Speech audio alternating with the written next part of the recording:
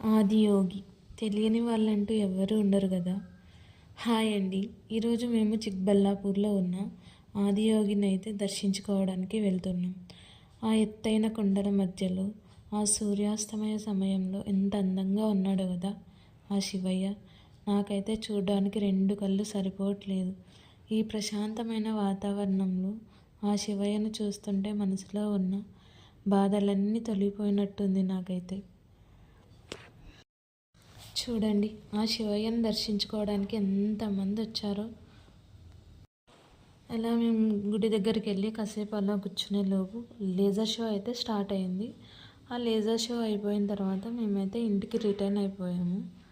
అసలు ఆ laser show చూస్తున్నంతసేపు రెండు కళ్ళు చాలట్లేదు, అంత అద్భుతంగా ఉంది. అక్కడి నుంచి ఇంటికి రావాలని అనిపించట్లేదు, అంత ప్రశాంతంగా అంత అద్భుతంగా ఉంది ఆ వ్యూ అయితే.